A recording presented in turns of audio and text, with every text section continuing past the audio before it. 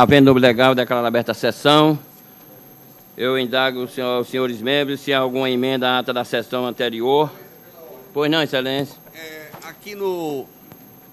Apenas para registrar... Registrando-se... o Tribunal, mediante realização do sorteio, designou o desembargador Vivaldo Pinheiro para ser relator do PAD decorrente da decisão proferida na investigação preliminar número X, registrando-se que os desembargadores Cláudio Santos e Amilcar Maia, inicialmente sorteados, afirmaram suspeição superveniente. Apenas para constar, complementar, não é para retificar, somente para acrescer, que a suspeição superveniente foi por motivo de que, no meu caso, de desembargador Amilcar, eu não sei, no meu caso, o desembargador não ficava à vontade para presidir um processo administrativo com o investigado, com o denunciado, que é com o processado, integrando o tribunal. Ok. Somente isso que foi mudar. Inclusive, no final, porque a motivação me parece que foi a mesma do desembargador Amilcar, mas aí, na chegada dele, a gente confirma essa versão, se pode constar, ok? Eu aprovo a ata com essa... Pode com essa pegou acréscimo. tudo? Ok. Todos de acordo com a aprovação da ata? Então, aprovada a ata da sessão anterior. Leitura de acordo. Eu tenho aqui a leitura do acordo do processo de ontem. Processo número 2014, 10001.1. Relator, desembargador, este presidente, assunto de investigação preliminar, investigado, desembargador de Armando Mota. Administrativo, investigação preliminar, desembargador, indício de transgressão disciplinar, versões conflitantes, necessidade de apuração minuciosa dos fatos, instauração de processo administrativo disciplinar. Se a investigação preliminar contra magistrado apresenta elementos indiciários que demonstram possível violação do dever funcional, impõe-se instaurar o processo administrativo disciplinar para apurar, sob o manto da amplitude de defesa, a verdade real dos fatos imputados. Acordam os desembargadores, em sessão plenária, unanimidade de votos, em determinar a instauração de procedimento administrativo disciplinar nos termos do voto do relator. A questão cautelar constará somente na ata, né? Porque com a incidental os procedimentos é assim, ok? Então, em discussão, aprovado o acordo. Doutor Andreu, tem um acordo, de leitura de acordo. Excelência. A palavra. Eu tenho um acordo também, excelência. É o mandato tenho. É porque não constava aqui na minha... É porque eu não comuniquei. Não, desembargador, desculpa, tem aqui dois, inclusive. Dois acordos, Mas o desembargador Cláudio Santos tem me parece uma comunicação a fazer, né, excelência? As partes me procuraram agora de manhã, os advogados, e a parte, aliás, e o processo número 5, mandato de segurança, impetrante o Ilza Dantas Tagino, presidente do Tribunal de Contas do Estado do Rio Grande do Norte, ente público do Estado do Rio Grande do Norte. Excelência, eu afirmo suspeição. Não, eu não vou julgar, não, desembargador. Agora não, vai não. Eu estou apenas explicando que não vou... O voto está pronto, mas não vou julgar hoje. Na próxima quarta-feira, se Deus assim nos permitir, eu trago o processo, porque sobreveio, embora não tenha sido comunicado oficialmente, o tribunal ainda, sobreveio uma decisão do presidente do Supremo Tribunal Federal, que mandou suspender os efeitos da liminar que foi concedida pelo juiz substituto, doutor Eduardo Pinheiro, que estava no meu gabinete. Eu quero aproveitar a oportunidade para registrar e enaltecer o zelo da Procuradoria do Estado em impetrar uma suspensão de segurança com relação apenas a uma pessoa que teve a sua conta particular bloqueada por uma decisão de um órgão administrativo. Então, o zelo dessa Procuradoria do Estado é realmente de se parabenizar. Eu digo isso porque não teve o zelo de sequer entrar com ação pedindo ressarcimento contra essa pessoa, mas teve o zelo de ir ao Supremo pedir, e o presidente deferiu, e eu tenho que acatar, absolutamente, com maior tranquilidade, como magistrado, e trago o mérito já com a observação que eu não pude fazer ontem, que foi quando eu tomei conhecimento, por conta da sessão administrativa. Quero dar satisfação, mas o meu voto, na próxima quarta-feira, se Deus nos permitir, trarei com a maior tranquilidade. É só para registrar isso, por dever de ofício. caso. Obrigado, senhor presidente. Desembargador Maurício, com a palavra, leitura de Tem acordo. o acordo do mandado de segurança em que impetrante Maria Joseilma Dantas do Nascimento, emenda constitucional, processo civil administrativo, servidora pública estadual. Pleito de prorrogação funcional formulado administrativamente ainda não analisado. Ausência de comprovação de plano do cumprimento dos requisitos legais autorizadores à promoção horizontal prevista na Lei Complementar Estadual 49/86, posteriormente alterada pelas leis complementares estaduais 126 de 94 e 159 de 98. Impossibilidade de dilação probatória em sede de mandado de segurança, inexistência de prova pré-constituída, direito líquido e certo não evidenciado, denegação da ordem que se impõe. A decisão foi em dissonância com o parecer do 21º Procurador, por maioria, vencido o desembargador Saraiva Sobrinho, que concedia parcialmente a ordem para determinar que a autoridade coatora concluísse o processo administrativo objetivando a progressão horizontal do impetrante no prazo de 30 dias. Vai datar de assinado, senhor. Em discussão, aprovado. O seguinte, mandado de segurança, o acordo do mandado de segurança, em que impetrante Thaís da Cunha Freitas, impetrado secretário de Administração de Recursos Humanos do Estado do Rio Grande do Norte. É aquela matéria de concurso público, acolhimento, preliminar de legitimidade passiva do secretário de Interior, Justiça e Cidadania do Estado do Rio Grande do Norte, suscitada pelo Ministério Público, acolhimento, mérito, candidato aprovado apenas convocado apenas por diário oficial e através de site da organizadora do concurso, após o lapso temporal de 3 anos da última convocação. Concessão da segurança, decisão por maioria, vencido o desembargador Saraiva Sobrinho, que a denegava, vai igualmente datado e assinado, senhor presidente. Em discussão, aprovado. Doutor Andreu, tem um. Sim, excelência. É o mandado de segurança eliminar 2013-014-529, dígito 4. Impetrante Elivânia Silva de Lima e outros. Advogado doutor Manuel de Gésis da Costa. Petrados, secretário da Administração e dos Recursos Humanos e secretário de Planejamento e das Finanças do Estado do Rio Grande do Norte. Falou com ela? A emenda ficou assim, excelência. Mandado de segurança, GTNS, Poder Executivo, preliminar de legitimidade passiva do secretário de Planejamento e das Finanças do Estado do Rio Grande do Norte. Acolhimento, inteligência do artigo 6º, parágrafo 3º da Lei 12.016/2012. Prejudicial de mérito suscitada de ofício, decadência do direito, configuração, inaplicabilidade da súmula 85 do Superior Tribunal de Justiça, servidor que nunca recebeu referida gratificação, Lei 432/2010, que expressamente revogou a legislação instituidora da GTNS, ato de efeito concreto, extinção do processo com resolução de mérito, denegação da segurança. Somente se reconhece a relação de trato sucessivo quando a administração exclui unilateralmente vantagens pecuniárias recebidas pela parte, sendo que a cada mês que deixa de pagar a verba, reinicia-se o prazo para impetrar o mandado de segurança. Na hipótese dos autos, como o impetrante jamais recebeu a vantagem pleiteada, há de se reconhecer a decadência do seu direito de impetrar o presente RIT. E o acordo seria o seguinte: acordo dos desembargadores que integram o Tribunal Pleno deste egrégio Tribunal de Justiça, a unanimidade de votos, acolher a preliminar suscitada de ofício pelo relator, excluindo do polo passivo o secretário de Planejamento das Finanças do Estado do Rio Grande do Norte. Em seguida, por maioria de votos, em consonância com o parecer oral do Dr. Wendel Beethoven Ribeiro Agra, Procurador-Geral de Justiça e Substituição, acolher a prejudicial de mérito de decadência do direito suscitada pelo desembargador Glauber Rego, vencidos o relator e os desembargadores Gilson Barbosa e Saraiva Sobrinho, que a rejeitavam. Alguém ainda tem mais leitura de acordo? Julgamentos feitos que independem de pauta. Mandado de segurança. Eu chamo o mandado de segurança o segundo da pauta, da lista. Mandado de segurança sem liminar, 2013, 10.128.5.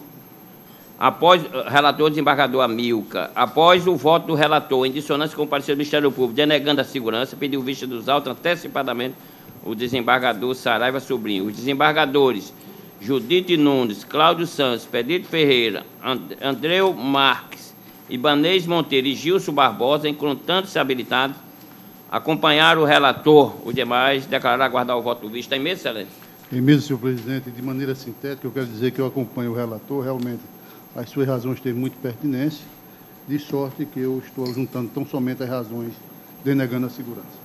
Os demais desembargadores acompanham o relator. Julgado denegação da segurança nos termos do voto do relator. O terceiro, mandado de segurança 2013-17-574-7. Relator desembargador Amauri.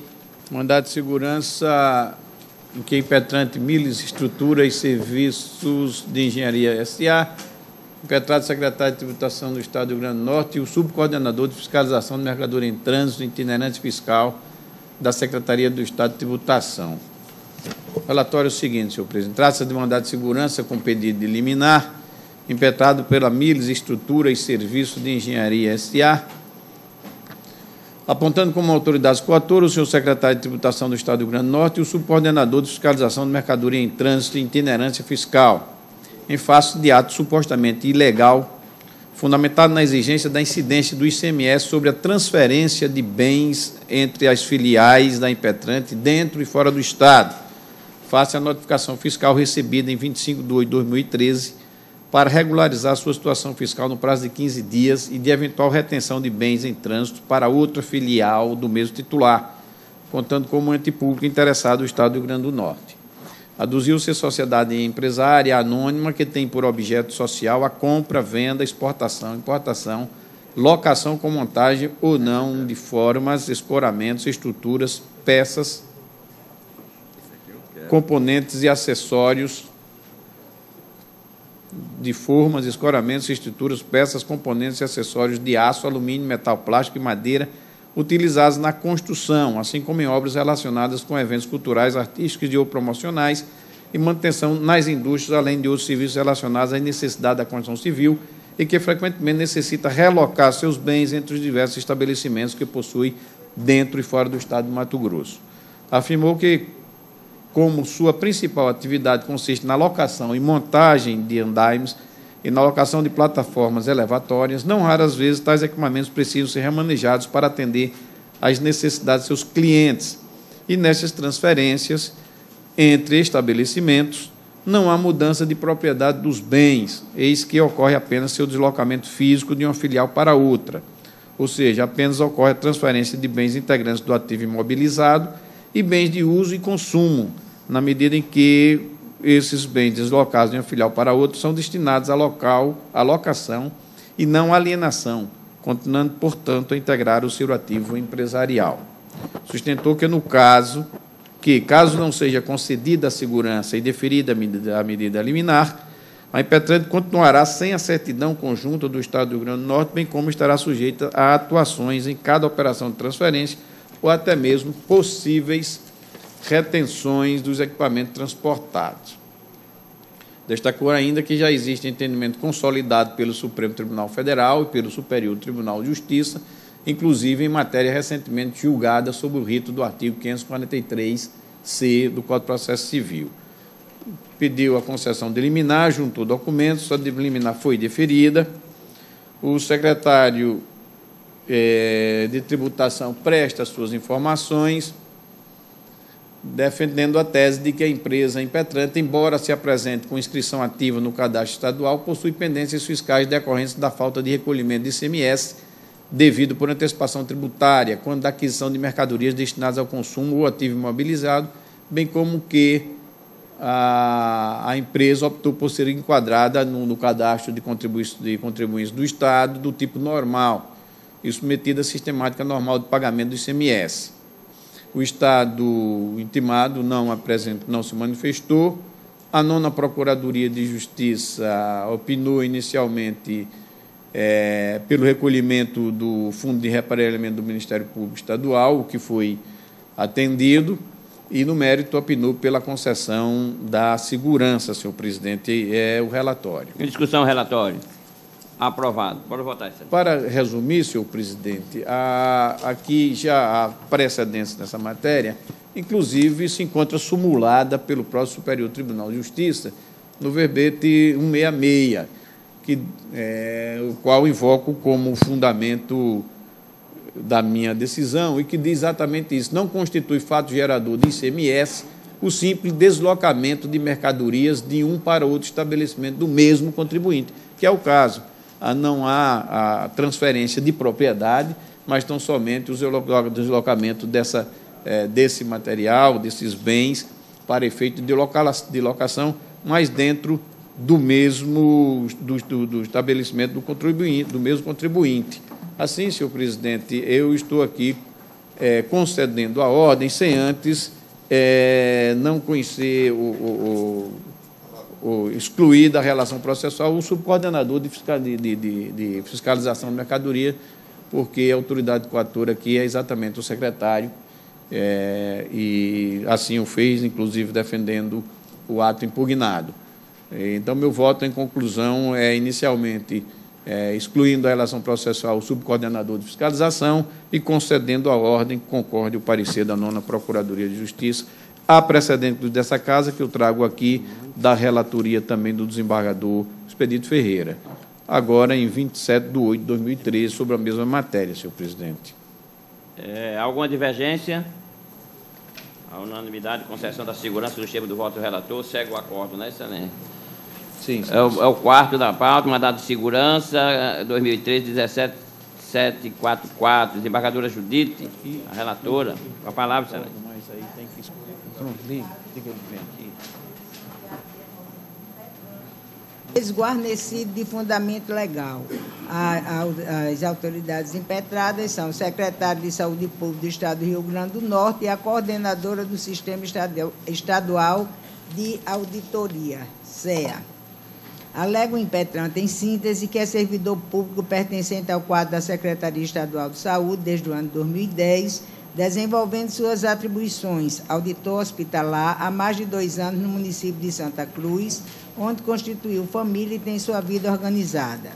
Acresce que, nada obstante exercer sua função com empenho e dedicação, passou a sofrer exaustiva carga de pressão por cobranças desarrazoadas, expressão entre aspas, da coordenadora do Sistema Estadual de Auditoria, senhora Maristela Almeida Cardoso, chefe imediata do autor, cuja conduta ultrapassou os limites da moralidade, levando o impetrante a buscar tratamento psicológico.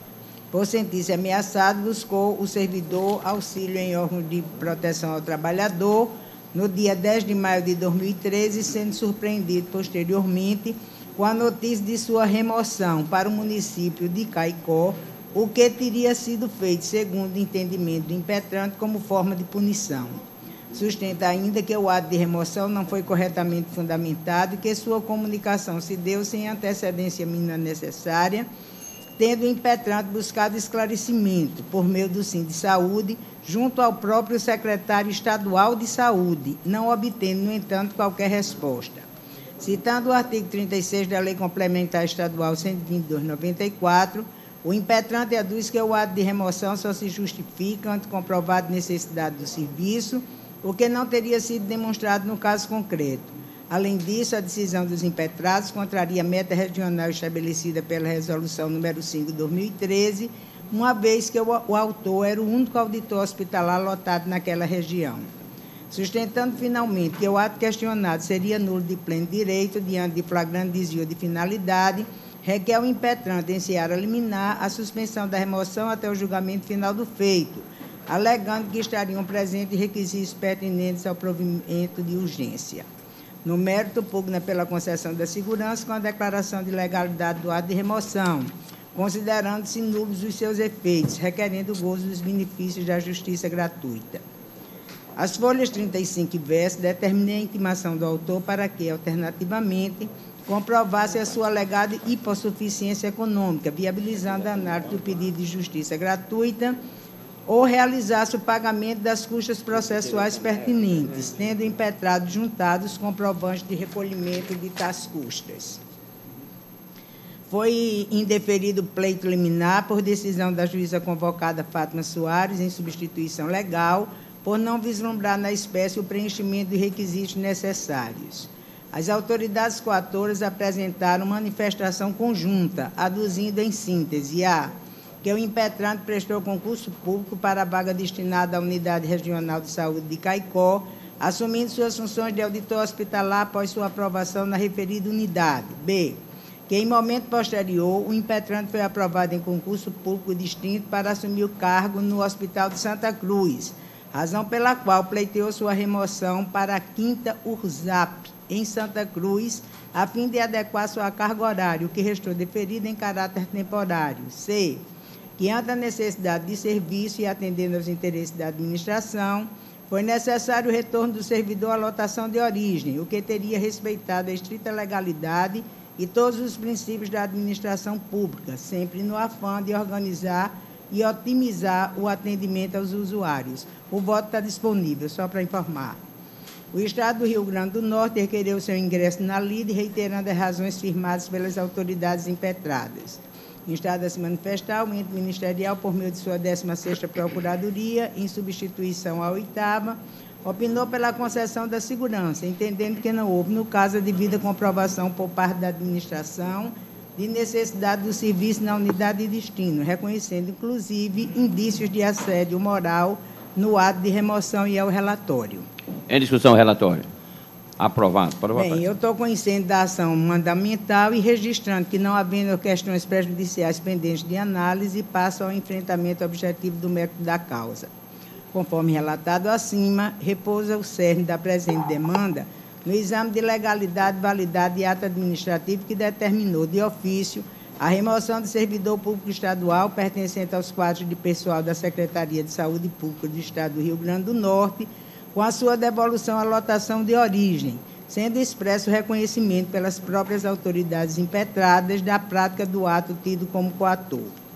Parece-me oportuno transcrever desde logo a norma que rege o Instituto em discussão, registrado no artigo 36 da Lei Complementar Estadual 122/94, Regime Jurídico Único dos Servidores. Artigo 36. Remoção é o deslocamento do servidor a pedido ou de ofício, comprovada, neste caso, a necessidade do serviço para outro setor de trabalho, no âmbito do mesmo quadro, com ou sem a mudança de sede.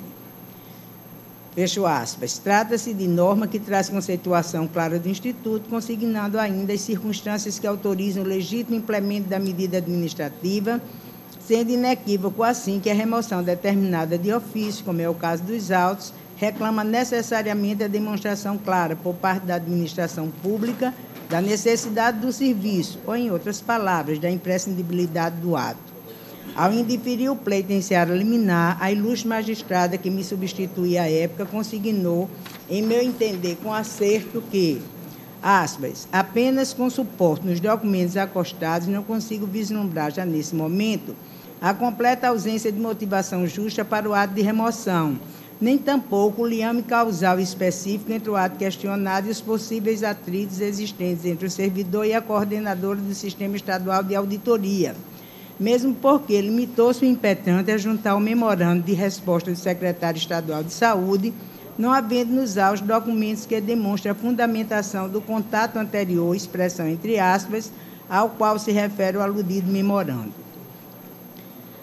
Agora, digo eu, é que, em fase de exame perfunctório próprio do pedido liminar inaudito altera par, é de fato imperiosa a cautela adotada, devendo prevalecer, a princípio, a presunção de legitimidade do ato emanado da autoridade pública, razão pela qual entendo que houve prudência no deciso liminar, mesmo porque, conforme acentuado na norma transcrita, é lícito, em tese, ao gestor determinar a remoção de ofício, bastando, para tanto, que haja demonstração percussiente de justa motivação. Todavia, após a formação do contraditório processual, oportunizada a ampla defesa aos impetrados, nota-se que a justa motivação, expressão entre aspas, não apenas restou devidamente comprovada ou sequer especificamente alegada, sendo apenas relativa à mencionada presunção de legitimidade dos atos administrativos. Pelo contrário, limitaram-se as autoridades coatoras a defender que o senso comum em relação ao déficit de servidores na área da saúde legitimaria o ato de remoção do impetrante, como se tal déficit fosse observado pelo referido senso comum tão somente em um determinado município do Estado, alegando genericamente que o ato questionado teria sido praticado sob a égide da supremacia do interesse público. Ora, ao compulsar os documentos acostados, inclusive aqueles trazidos pelos próprios impetrados, a única evidência tangível de carência na necessidade de servidores em razão da demanda de serviço, dirige-se exatamente à Unidade Regional de Saúde Pública de Santa Cruz, onde estava lotado o impetrante e de onde acabou removido. O caso ainda traz peculiaridades que precisam ser destacadas. Em primeiro lugar, em que pese ter um impetrante no município de Caicó a sua lotação originária, é forçoso observar que a própria administração, no exercício do seu poder discricionário e reconhecendo expressamente a necessidade de serviço junto à 5ª URSARP em Santa Cruz, deferiu sua remoção para aquela unidade desde 2010, atendendo assim não apenas a requerimento do servidor, como também aos interesses públicos outrora evidenciados. Naturalmente, o fato de autorizar uma remoção a pedido do interessado não vincula a administração à eventual obrigação de mantê-lo ad eterno naquela localidade, mas o que se pretende aqui destacar, repito, é que a autorização legal para o ato de remoção de ofício condiciona a comprovação de sua real necessidade, não havendo tal demonstração na espécie em exame. Neste contexto, inexistindo qualquer demonstração por parte da administração quanto à necessidade e legitimidade do ato praticado, torna-se imperioso atribuir força provante suficiente aos elementos, mesmo aqueles indiciários elencados pelo impetrante.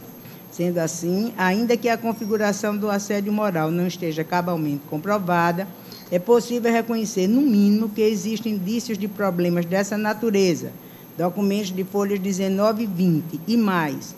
Os autos denotam que a remoção do impetrante contra sua vontade se deu em estranha coincidência pouco tempo depois, cerca de 2 meses, da abertura de reclamação junto à Superintendência Regional do Trabalho, sendo natural presumir o liame causal alegado na inicial. Ademais, sendo impetrante detentor de 2 vínculos públicos perante a Secretaria de Saúde Pública e junto à Universidade Federal do Rio Grande do Norte, com cumulação aparentemente legítima, a própria aplicação do princípio da supremacia do interesse público ganha contornos diferenciados. Logo, além das circunstâncias pessoais do impetrante, vínculo familiar e social inteiramente formado no município de Santa Cruz, as quais não podem ser ignoradas, há razões também de interesse público indicadoras da necessidade de manutenção do servidor impetrante em tal município, uma vez que este exerce função pública junto ao Hospital de Santa Cruz, em virtude de seu vínculo com a UFRN. É a própria gerente da 4ª URSARP, Caicó, que reconhece as folhas 54, que é a transferência do impetrante para a 5ª URSAP Santa Cruz seria necessária para adequar a compatibilidade de horários entre os 2 vínculos. Dessa forma, somando-se a ausência de qualquer esforço dos impetrados no que tange à comprovação da justa motivação do ato, aos elementos fáticos narrados e suficientemente evidenciados pelos documentos acostados por impetrante e impetrados, parece-me com razão o autor quanto à nulidade do ato questionado. Observe, nesse sentido, o seguinte precedente do Colégio Superior de Justiça. Administrativo, mandado de segurança, servidor público estadual, remoção ex ofício para localidade diversa daquela para a qual o candidato se inscreveu, falta de motivação do ato inquinado, nulidade, direito líquido de certo configurado, segurança concedida. E na parte que mais interessa, que a servidora foi removida ex ofício, sem a devida motivação, para a cidade de Leopoldina, local diverso daquele para o qual se inscrevera sem a devida motivação. Não há falar em convalidação do ato administrativo que padece de nulidade, direito líquido de certo comprovado de plano. Foi um recurso em mandado de segurança da relatoria do ministro Campos Marques, desembargador convocado do TJ Paraná. A decisão é recente, de 28 de maio do ano próximo findo. Por todo exposto, em consonância com o parecer ministerial, julgo procedente a ação andamental, concedendo a segurança pleiteada, para reconhecer a nulidade do ato administrativo de remoção do impetrante, garantindo-lhe o retorno ao exercício legítimo da sua função junto à 4ª URSARP em Caicó. E aqui, a exemplo do que fez há pouco tempo o desembargador Amauri, eu excluo da impetração a coordenadora do Sistema Estadual de Auditoria. Foi. Alguma divergência? Não, eu quero apenas fazer uma consideração de acompanhar a desembargadora Judite, porque realmente emerge aí o caso de ser realmente uma perseguição de ordem pessoal. Então, a perseguição política no serviço público está banida pelo menos uns 50 anos do Rio Grande do Norte. A não ser nesses casos aí pontuais. Ok. Desembargadora, só um esclarecimento. Concessão da segurança, o chefe do voto é relator à unanimidade. Temos esclarecimento, Excelência. Desculpe, Excelência. A lotação originária do servidor. Como é? A lotação originária, ele prestou concurso Foi a Caicó. primeira, foi para lá mesmo. Caicó, não é Foi. isso? É. E aí ele foi Para Santa removido Cruz. a Desde pedido. 2010, a pedido. a pedido. E aí está sendo devolvido para Caicó. Para Caicó sem uma justificativa. É assim. Aham. Essa remoção de Caicó para Santa Cruz, ela não seria a título precário.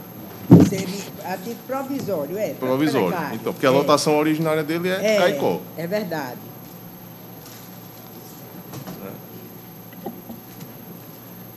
Mas eu entendo que, mesmo para Ainda ele assim- voltar para a origem, haveria de ter alguma motivação. O problema está na motivação do ato.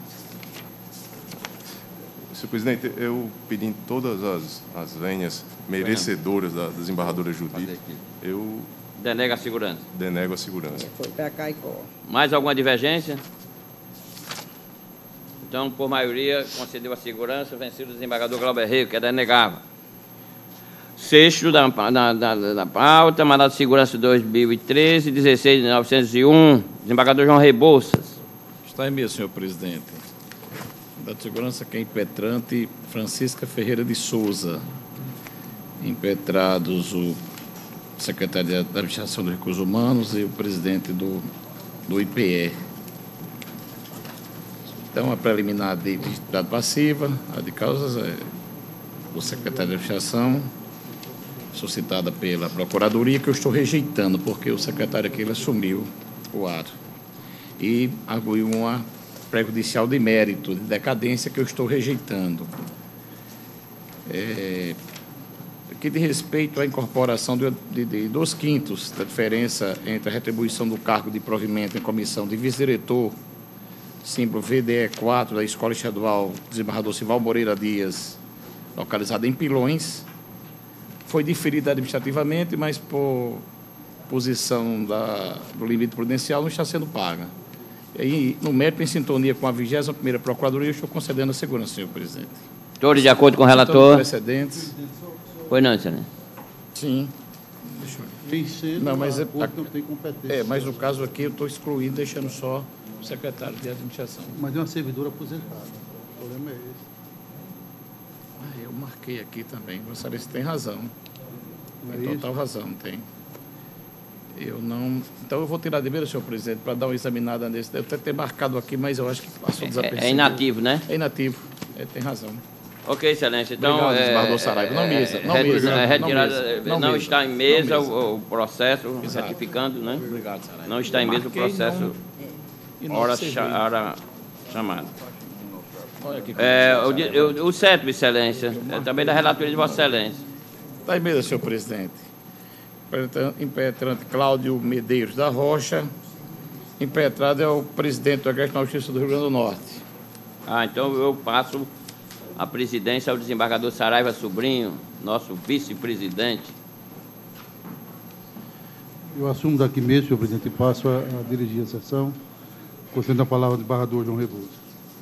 Senhor presidente, a matéria, inclusive eu tinha até conversado com Vossa Excelência sobre especificamente esse da segurança, de respeito a o servidor está pedindo a percepção do auxílio alimentação durante o período de gozo de licença-prêmio. Inclusive já foi diferido administrativamente por esta corte.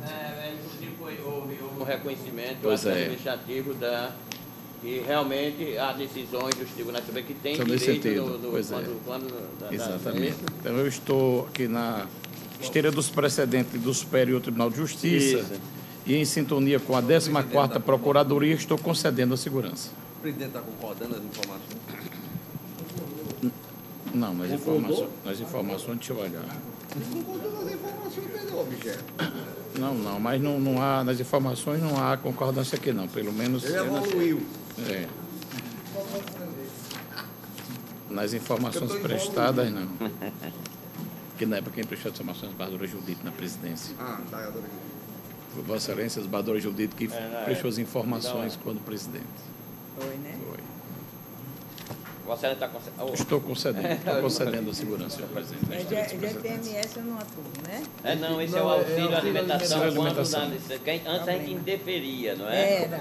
Mas agora os mais superiores reconheceram o direito. Mas a embargadora Judite está impedida porque ela prestou as É informações. porque fui eu, é isso que ele está dizendo. Informações Eu feitas de estou Vossa impedida. Excelência. Pois é. Alguma divergência com relação ao pedido, denegação da segurança? Concessão da segurança, melhor dizendo, é isso?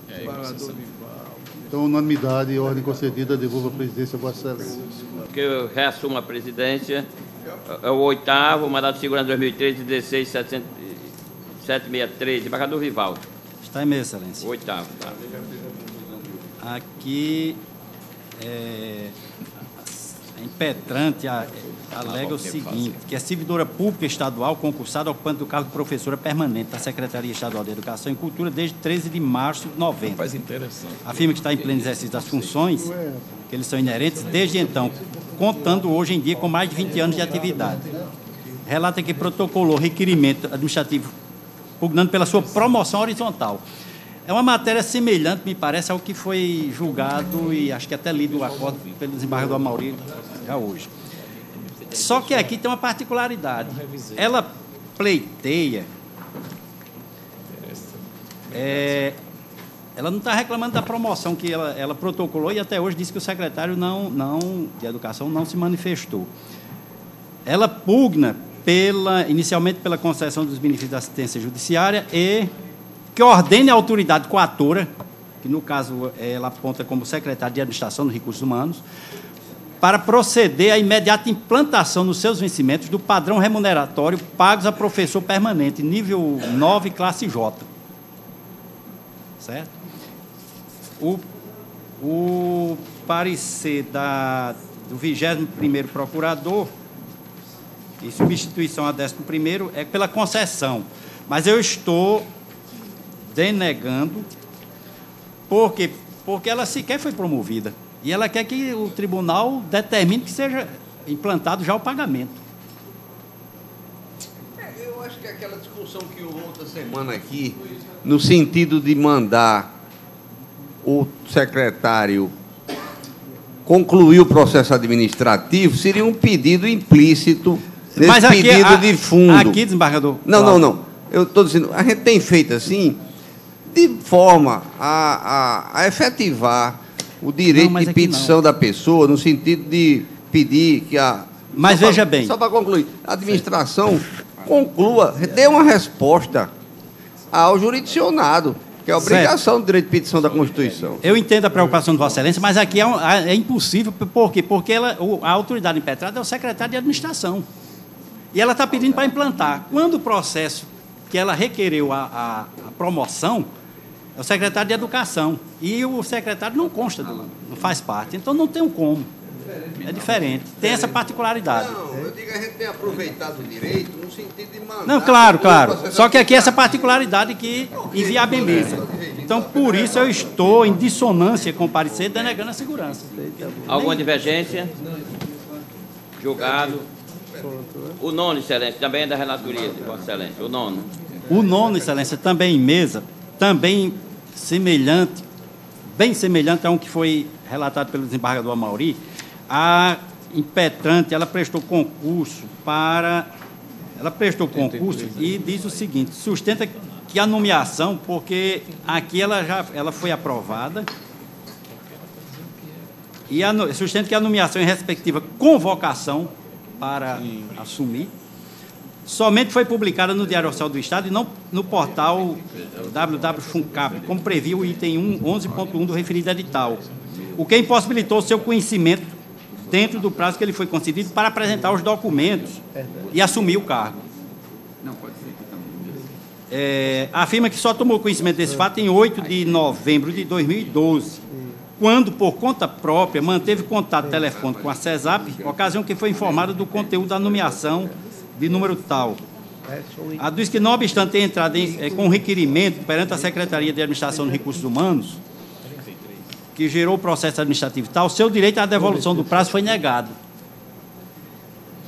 entende que, devido ao grande lapso de tempo entre a realização do concurso, finalizado em 2010, e a convocação em maio de 2012, seria razoável que a convocação dos candidatos tivesse sido feita mediante notificação pessoal. Em resumo, é isso. A décima... foi publicada ontem, Valdir? Ela diz que foi só no Diário Oficial e que tomou conhecimento apenas quando ligou. A Secretaria disse que publicou no site, mas também não existe essa demonstração, essa prova.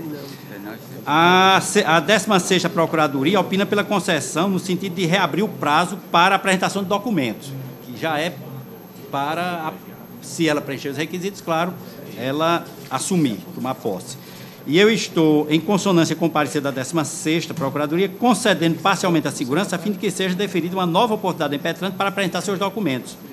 Preenchidos os requisitos, claro, ela... Alguma divergência? A minha, senhor presidente. Pois não. É porque o edital previa, né, que deveria haver publicação da própria empresa que fez. Ok. Vossa Excelência mantém minha posição. Denega a segurança. Denega a segurança. Por maioria, concedeu a segurança ao vencido desembargador Saraiva. O 10º também é da relatoria de Vossa Excelência.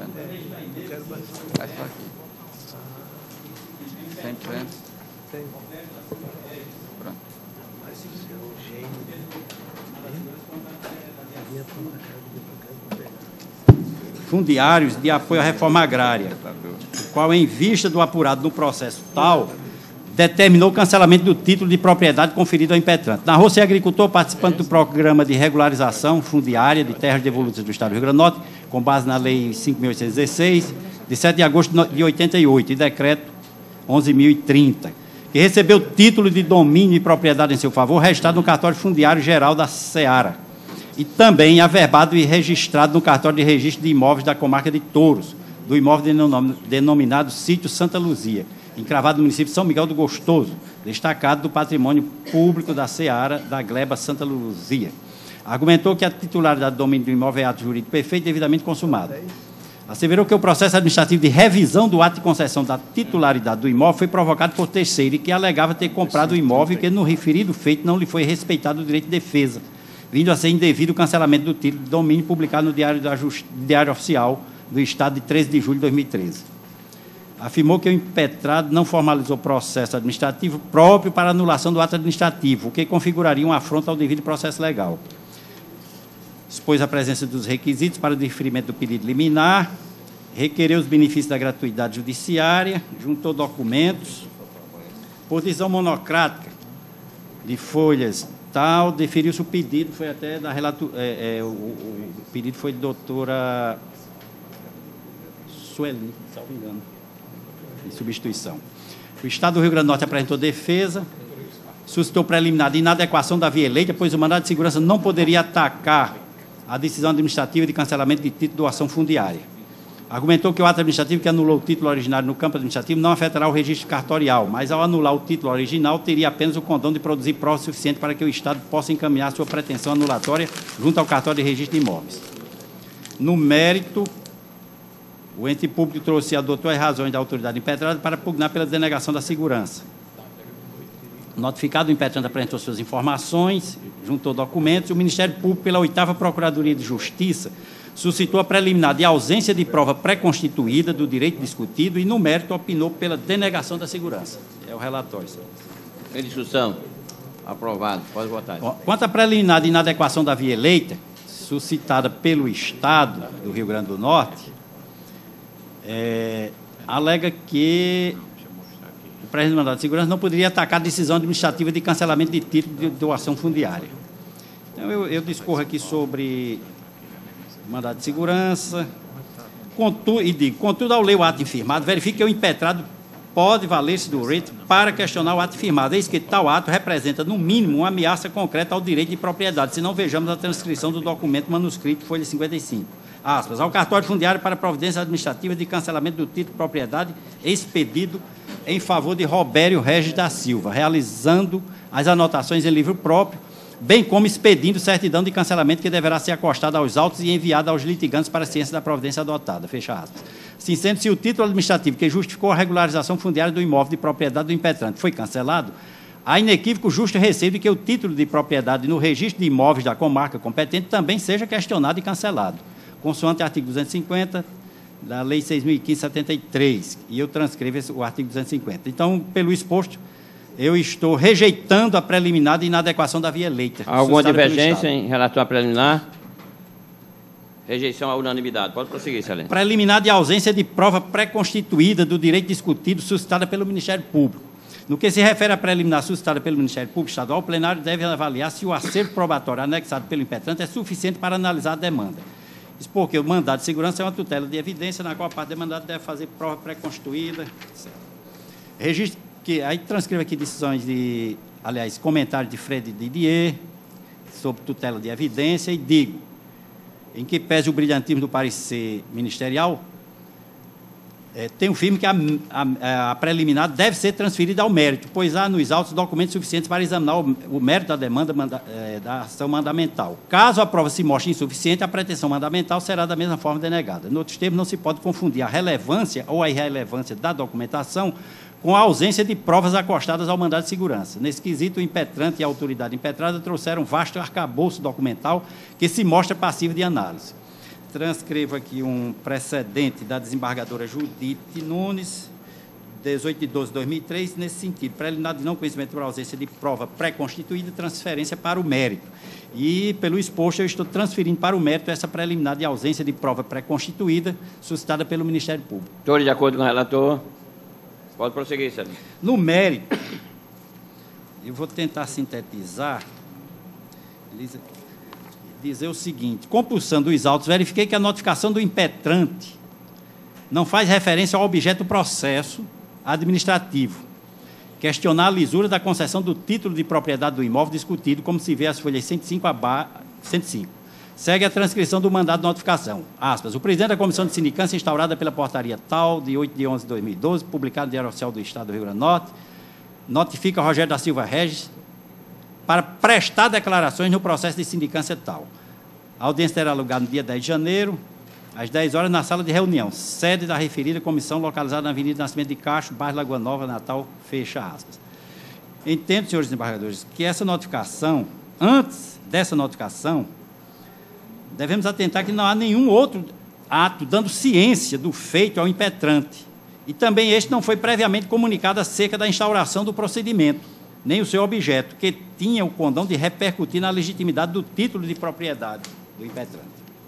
Somente a análise detalhada da documentação revelou que, inclusive, quando o impetrante foi convidado a participar do processo, e diga-se como testemunha, a comissão já havia procedido à oitiva de outras testemunhas. Basta observar que os documentos de folhas 100 a 105, onde se observa que em mandados datados entre 26 de novembro e 17 de dezembro de 2012, as testemunhas Marcos Soares de Lima, William Bento de Sá, Ângelo Ribeiro e Valdemir Dantas Salles foram convocadas a comparecer e prestar depoimento em datas anteriores à notificação do impetrante, cujo mandado data de 8 de janeiro de 2013, convocando apenas como testemunha a ser ouvida na audiência do dia 10 de janeiro de 2013. Desta forma, não tenho dúvida que o contraditório e a ampla defesa foram gravemente violados, pois, recapitulando, o impetrante não foi citado do objeto do processo administrativo, nem pôde participar, por si ou por seu advogado, das oitivas das testemunhas convocadas pela administração para invalidar o seu título de propriedade. Essa violação pode ser apontada e não precisa de ponderações, pois a garantia constitucional do devido processo legal foi objetivamente desrespeitada quando o impetrante não foi cientificado previamente do objeto do processo administrativo. Aí eu cito precedentes aqui, inclusive do Supremo Tribunal Federal e do STJ, sobre o devido processo legal. Aqui do desembargador Cláudio Santos, assegurado, ele diz, constitucional administrativo, mandado de segurança, servidora pública estadual, decisão denegatória de registro de ato de nomeação em cargo público, expedida pelo Tribunal de Contas do Estado. Processo administrativo, necessidade de ser assegurado ao interessado contraditório e a ampla defesa, o que não se verificou no caso concreto. Súmula vinculante 3, etc. Um outro também do Dr. Arthur Cortez, e conclui dizendo, em suma, a segurança deve ser concedida, quer pela necessidade de absoluta segurança jurídica dos registros públicos, quer pelas garantias de o impetrante ser previamente notificado do objeto do processo administrativo e de poder participar da produção de provas nos atos que podem lhe prejudicar. Ante o exposto, em dissonância com o parecer do Ministério Público, concedo a segurança confirmando a decisão monocrática de Folhas para declarar a nulidade do ato de cancelamento do título de propriedade rural, sítio Santa Luzia. É como estou votando, excelência. Há alguma divergência? Desembargador, só... Na inicial fala-se muito em sindicância. Sindicância. Sindicância. Então, esse título ele foi cancelado... Foi, como eu li aqui, houve uma sindicância, só que o impetrante, o Robério, ele não foi chamado a se defender. Foi cancelado o título, né? O título foi cancelado. E nessa sindicância que o Estado instaurou, ele não foi chamado. Quando ele foi chamado, já tinham sido ouvidas algumas testemunhas e ele foi chamado para ser ouvido como testemunha. Então, ele não houve, segundo entendo, o amplo direito de defesa. No procedimento administrativo, no referente ao cancelamento da matrícula do registro, título, do título de propriedade, isso. Que não tem nada com essa sindicância. Deve ter sido por conta dele ter sido chamado lá como testemunha. Não, a sindicância entrou aqui, deixa eu ver. Vamos ver aqui, eu esclareço isso.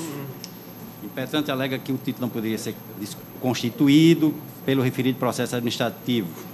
A notificação do impetrante, ele foi notificado, mas eu já disse isso, não faz referência ao objeto do processo administrativo. Ou seja, o processo era questionando a lisura da concessão do título de propriedade do imóvel discutido. Aí aqui ele foi convocado para prestar declarações. E, como dito aqui no voto, basta observar os documentos de folha, onde se vê que, em mandados datados de 26 de novembro e 17 de dezembro, as testemunhas tais, eu disse o nome aqui, foram convocadas a comparecer e prestar depoimentos em datas anteriores à notificação do impetrante, bem antes, essas testemunhas, cujo mandado datado de 8 de janeiro de 2013, convocando-o apenas como testemunha a ser ouvida na audiência do dia 10 de janeiro de 2013, quando todas as testemunhas já tinham sido ouvidas, inquiridas. Não, eu estou concordando com Vossa Excelência, entendendo agora mais claro que a sindicância, na verdade, ela não teria este objeto de cancelar essa matéria. Mas saiu o ato do secretário determinando o cancelamento. Pois é, mas não poderia, teria que ter sido tido um procedimento. Claro. Acompanha. Mais alguém que quer debater sobre o assunto, sobre o mandato de segurança? Não. Então, concessão da segurança à unanimidade. O 18º, mandato de segurança 2013, 10987, doutor Andreu. O mandato de segurança já identificado por Vossa Excelência, impetrante é uma menor de idade, por isso aqui estão só as iniciais. E a advogada doutora Áquila Catiane, impetrada secretária de Educação e Cultura do Estado do Rio Grande do Norte. A ementa foi redigida da seguinte maneira, senhor presidente. Constitucional, mandado de segurança, candidato aprovado em vestibular antes da conclusão do ensino médio, pleito liminar que determinou a inscrição do impetrante nas provas supletivas do ensino médio, aplicação da teoria do fato consumado, concessão da segurança. No caso específico, houve mais de um pedido, mas um deles foi afastado pela desembargadora por não haver prova documental, não haveria direito líquido e certo, então ficou resumido a conceder ou não autorização para poder fazer essas provas de supletivo, e isso foi deferido liminarmente. Então, isso foi, ocorreu, o impetrante pôde realizar as provas de supletivo, não teria o que fazer agora no mérito, a não ser aplicar a teoria do fato consumado. Alguma divergência? Eu tenho posicionamento divergente que sou vencido na matéria, senhor presidente. As razões já foram discutidas e fundamentadas em sessões anteriores. Você denega a segurança. Mais alguém? Então, a unanimidade, por maioria, concessão da segurança, vencido o desembargador Ibanez. O 19º, desembargador Ibanez, é da relatoria de Vossa Excelência, 2014, 18.2. Tem como impetrante Alcindo Leonardo de Almeida Filho, como autoridade coatora, governadora do Estado. Senhor presidente, aqui se trata de promoção de oficial da Polícia Militar, em que o ato foi preparado, o processo de promoção foi concluído na Polícia Militar, o ato preparado pelo comandante e encaminhado à governadora, e ficou parado lá até o momento sem a assinatura, sem a devida conclusão do ato. Eu estou concedendo a segurança e também fixando o prazo de 30 dias para que a governadora pratique o ato, que é assinar a promoção e publicar. Alguma divergência? A unanimidade de concessão da segurança. Também é o 20º, desembargador Ibanez, da relatoria de Vossa Excelência. É o 2013-014-3953. Tem como impetrantes Ailton Francisco da Silva dos Santos e Edmar Gomes da Silva. E como impetrado o comandante-geral da Polícia Militar. Também a matéria de promoção, sendo que esse aqui não é de oficial, por isso não é a governadora. A promoção é para a graduação de cabo e houve, neste caso, o processo de avaliação, todo o processo para a promoção foi concluído, inclusive com a declaração do setor de pessoal da Polícia Militar da existência de vagas e de que a promoção deveria ser efetivada. No entanto, o comandante não o fez em consequência daquela recomendação de que o Estado não deveria realizar promoções e etc. Então, daí porque o processo se encontra parado no comando para a publicação do ato. E eu estou concedendo também, da mesma forma, 30 dias para que o comandante publique o ato de promoção, cujo processo está concluído, com parecer, com todos os atos formalizados para a divulgação, para a publicação, perdão, para a promoção, menos a assinatura do comandante e a devida publicação, concedendo com 30 dias para essa efetivação. Pedido é nesse sentido, excelência? Ok, mesmo julgamento, mesma proclamação, todos de acordo? O 21º, desembargador Glauber, é de Vossa Excelência, 2013-2932. Não mesa, excelência. 21º, não mesa. Não mesa. O 22º, excelência. Em mesa, excelência. É o mandato de segurança 2013-015-914, dígito 5, impetrante Rita Regina do Nascimento Gomes, advogada doutora Alana Patrícia da Silva Almeida, impetrada governadora do Estado do Rio Grande do Norte. E a matéria já debatida aqui no pleno, uma única divergência do desembargador Saraiva, e eu vou ler a emenda, algum esclarecimento, o voto está disponibilizado.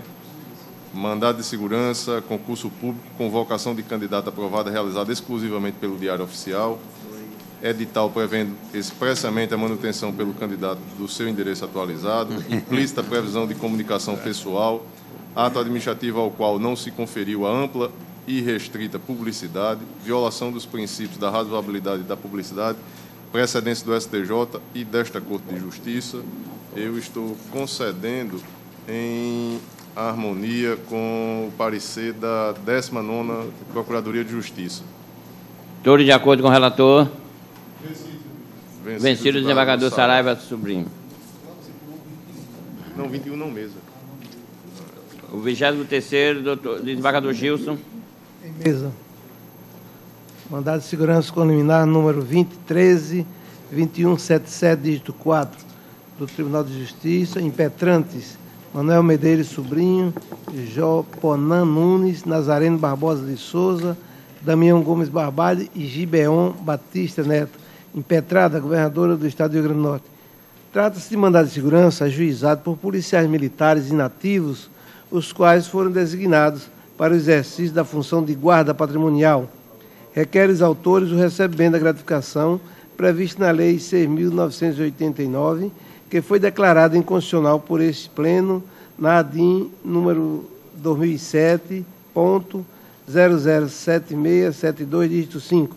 Neste processo, senhor presidente, estou acolhendo a preliminar de impossibilidade jurídica do pedido suscitada pela Procuradoria de Justiça e, por conseguinte, voto pela extinção do presente mandamos, sem resolução do mérito, nos termos dos precedentes deste tribunal. Alguma divergência? Julgado nos termos do voto do relator. Bem, desembargador Saraiva, eu convoco Vossa Excelência para assumir a presidência. E vamos julgar agora os processos independentemente de pauta. Inicialmente, embargo, declaração e mandado de segurança. Desembargador Cláudio Santos tem anotado. 4. Excelência, aqui é embargo de declaração, omissão não configurada. Suspensão pelo presidente do Supremo na suspensão 47 e 49. E eu teve que suspender os efeitos, porque nessas questões da implantação do aumento dos funcionários da Fundação Zé Augusto, todos foram suspensos, de forma que eu estou aqui rejeitando.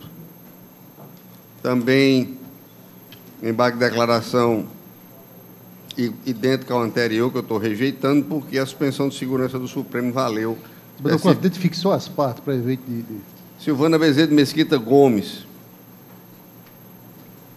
todos funcionários da Fundação Zé Augusto e outros. O secretário de Planejamento, secretário de Administração, enfim. A mesma coisa no seguinte, Edson Gomes da Silva, esse é somente Edson Gomes da Silva. Pois não, pode prosseguir. Por último, Maria das Graças Varela da Silva Sobral. Também estou rejeitando os embargos de declaração contra somente os efeitos. Então, a rediscussão da matéria e os efeitos de implantação foram suspensos pelo ministro-presidente do Supremo Tribunal Federal. Então, embargo rejeitado à unanimidade de votos. Desembargador Amilcar Maia. Feitos que independem de pauta, excelência. Sim. Embargo de declaração e mandado de segurança. Embargos de declaração em agravo interno, em execução do mandado de segurança.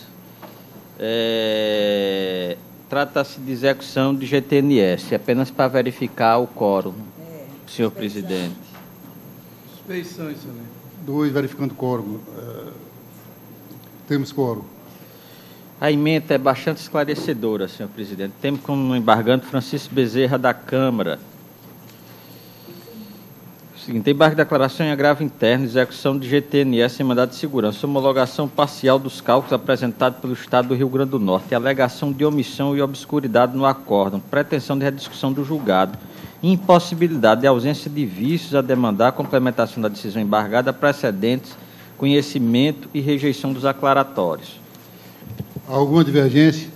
Igual proclamação, convido a ter assento no lugar da desembargador Cláudio Rego, doutor Gustavo. Senhor presidente, eu só tenho um processo em mesa que trata de um agravo regimental em conflito, naquela questão que o plenário, à unanimidade, sempre votou pela ilegitimidade do Ministério Público para suscitar a incompetência da parte de uma relação jurídica privada entre o banco e uma pessoa física de Valdo José de Araújo. Eu estou aqui atendendo somente os precedentes. Vossa Excelência... É o que? Um conflito? É um agravo regimental em conflito. Pronto. Alguma divergência? Porque a unanimidade do tribunal sempre não há divergência nenhuma com relação a esse processo, a não ser que surja hoje. Pronto, ok. Então a unanimidade também... A ilegitimidade do Ministério Público para recorrer, para suscitar o conflito. Vossa Excelência tem a palavra. Liga o som, por favor. Embargo de declaração e mandado de segurança número 2012-018-947-5001. Excelência, aqui é a GTNS do Ministério Público. Suspeição, excelência.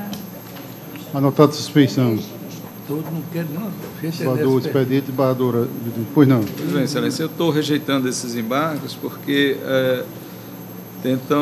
está tentando aqui dizer que o acordo houve omissão em virtude de que não houve abordagem da lei posterior. No caso, o acordo teve fundamento as leis que estavam vigentes, né? E essa sorte eu voto pela rejeição desses embargos. Alguma divergência? Aprovada a unanimidade, proclamação anterior. Muito obrigado, desembargador Gustavo. Desembargadora Judite Nunes, agravo interno, regimental e mandado de segurança. Eu acho que basta a emenda, mas, claro, qualquer dúvida é só perguntar. Emenda, processual civil e constitucional e processual civil. Agravo interno e mandado de segurança. Decisão monocrática que determinou ao agravante, liminarmente, a concessão de medicamento necessário ao tratamento de patologia clínica, direito à saúde, competência comum dos entes federados, risco de agravamento do estado de saúde da agravada, caracterização do perigo na demora, relevância da fundamentação devidamente evidenciada, tratamento imprescindível e inadiável, fármaco abarcado por políticas públicas garantidas pelo próprio Executivo Estadual e Federal, ausência de argumento novo capaz de modificar o deciso, manutenção da decisão agravada em provimento do agravo, e consigno que as partes são agravante Estado do Rio Grande do Norte, procurador Francisco Wilke Rebouças Chagas Júnior, agravada Melissa Nogueira de Andrade Lima, representada por seu genitor, advogado Miécio Cabral de Vasconcelos. Alguma divergência? Agravo desprovida à unanimidade. Desembargador Expedito Ferreira. Tem um agravo até mandado de segurança 2013, 86, 82, 8, agravando Jurema Maciel Figueiredo e outros, e Iperne, excelência. É no tocando a decisões monocráticas da aplicação da súmula 2 desse colégio do tribunal. Diz que a competência do Tribunal de Justiça, por prerrogativa de foro definido na Constituição Estadual, não pode ser ampliada por legislação estadual infraconstitucional, excelência. A competência, incompetência do tribunal determinando a remessa dos autos à primeira instância. Recurso conhecido desprovido. Alguma divergência? Então, a unanimidade no cheiro do voto do relator. Desembargador Vivaldo Pinheiro, 3 agravos. Tem, excelência. Agravo regimental e mandado de segurança. Estado do Rio Grande do Norte em agravante, Joilda Maria Oliveira de Lucena. Processo civil, mandado de segurança, fornecimento de medicamento, eliminada ferida, demora injustificada da administração em fornecer o tratamento, intimações infrutíferas à autoridade coatora, bloqueio de verbo, possibilidade de medida excepcional justificada na espécie, precedente desta Corte de Justiça, conhecimento e desprovimento do recurso. Divergência, a unanimidade, pode prosseguir, senhor. Agravo em mandado de segurança, agravante do Estado do Rio Grande do Norte, agravado Mossoró Indústria e Comércio. Agravo em mandado de segurança, ICMS, Sal Marinho, regime de tributação diferenciado, decreto 21.892/2010, decisão monocrática, liminar deferida para impedir a incidência do tributo sobre fato ficto. Valores mínimos de referência, pauta fiscal, vedação, súmula 431 do Superior Tribunal de Justiça, precedentes desta Corte, conhecimento e desprovimento do recurso. Alguma divergência? Proclamação anterior à unanimidade. Pode prosseguir, desembargador. Agravo em mandado de segurança, agravante Maria Augusta Ferreira de Nascimento, agravado Iperne. Processo civil, agravo regimental em mandado de segurança, pretensão formulada contrato do presidente do Instituto de Previdência Servidor do Estado, ausência de foro privilegiado para processamento e julgamento nessa Corte de Justiça, súmula 2 do TJ, declinação para uma das varas da Fazenda Pública da capital, a quem couber por distribuição legal, conhecimento e desprovimento do recurso. Sem divergência, unanimidade. Eu tenho um embargo, excelência, mas é sem ser em mandado de segurança, é posterior, né? Posteriormente. Eu passo a presidência do desembargador Amauri, que eu tenho um agravo regimental em mesa. Pois não, excelência. Eu sou um presidente, você passa a palavra, vossa excelência. Pois não, senhor. Agravante Veraneide Acioli da Silva Carvalho e agravado Estado do Rio Grande do Norte, agravo regimental e mandado de segurança, servidora pública ativa da administração direta, reajuste a remuneração nos modos previstos pela Lei 43210. Pretenso direito identicamente reconhecido pelo plenário desta Corte, em MS coletivo, sobrestamento do direito individual até o julgamento definitivo da ação coletiva. Aplicação do dispositivo da economia processual e segurança jurídica. Orientação firmada pelo STJ no âmbito do RESP 1353/81, deciso mantido, precedente de outro terreno, conhecimento e desprovimento. Alguma divergência? Proclama a unanimidade. Ainda tem, excelência? Eu não. Eu devolvo a presidência de vossa excelência. Eu agradeço e reassumo e passo a palavra do desembargador Amilcar Maia. Tenho apenas um, excelência. Pois não. Que é o agravo interno embargo de declaração do mandado de segurança 2012, 014-965-3, de agravante do Estado do Rio Grande do Norte, agravada Soraya Costa de Azevedo Cavalcante. Tenho conhecimento o seguinte: o agravo interno em mandado de segurança é embargo de declaração em mandado de segurança, decisão recorrida que negou seguimento aos aclaratórios por manifesta intempestividade, intimação da Fazenda Pública da decisão concessiva do mandamos, hipótese em que o ente público já integrava a lide, desnecessidade da intimação pessoal do representante da Fazenda Pública, contagem do prazo recursal a partir da publicação do deciso na imprensa oficial, precedentes, recurso conhecido e desprovido, E no voto que está disponibilizado aos senhores, eu cito aqui precedente do ministro Arnaldo Esteves de Lima, exatamente neste sentido. Alguma divergência? A unanimidade nos termos do voto do relator. Desembargadora Sueli Silveira, com a palavra. Tenho dois, Excelência. Agravo regimental em mandado de segurança, agravante Maria de Lourdes Coelho do Nascimento, agravado Estado do Rio Grande do Norte. Emenda constitucional e processual civil, agravo regimental em mandado de segurança e resignação em face da decisão monocrática que excluiu do polo passivo a governadora do Estado do Rio Grande do Norte e o secretário de Administração e dos Recursos Humanos do Estado. Legitimidade exclusiva do presidente do IPERN para o pagamento do reajuste remuneratório, previsto na Lei Complementar Estadual 419, nos proventos da servidora aposentada. Incompetência desta Corte para o julgamento do mandamos. Remessa do feito a uma das áreas da Fazenda Pública da comarca de Natal. Agravo conhecido e desprovido. Sem divergência, também a unanimidade pode prosseguir, Excelência. Agravo regimental em mandado de segurança, agravantes Lenilton Francisco, Maria de Fátima da Silva, Luzian Barbosa Ribeiro, José Tavares Sobrinho, Maria Cavalcante Oliveira, Patrício de Figueiredo. Impetrado, secretário de Administração dos Recursos Humanos do Estado do Rio Grande do Norte. Ementa, agravo regimental em mandado de segurança, pedido de implantação das vantagens previstas na Lei Complementar Estadual 432/2010, decisão monocrática que determinou o sobrestamento do feito em face de ação coletiva, que versa sobre o mesmo assunto. Então, agravo desprovido. Sem divergência. Igual proclamação do desembargador Andreu Marques, com a palavra. São 5 agravos, Vossa Excelência. Isso. Se for a mesma matéria, se identifica apenas as partes de cada um. Os 3 primeiros eu pediria que fosse feito julgamento em bloco. Pois não, o agravo regimental e mandado de segurança 2013-018-951, dígito 9, que é agravante Gelsimar Rodrigues da Silva e agravado presidente do IPE. Em todos, o presidente do IPE é o agravado e em todos o advogado é Dr. Luzinaldo Alves de Oliveira. Os demais são o 2013-01-6661, dígito 4, e o último, 2013-01-5453, dígito 0. A ementa, o que está sendo feito aqui, está sendo excluído do polo passivo o presidente do IPE, de acordo com os precedentes do Tribunal de Justiça, e, em função disso, está sendo desprovido o agravo. Se for necessário algum esclarecimento. Pois não.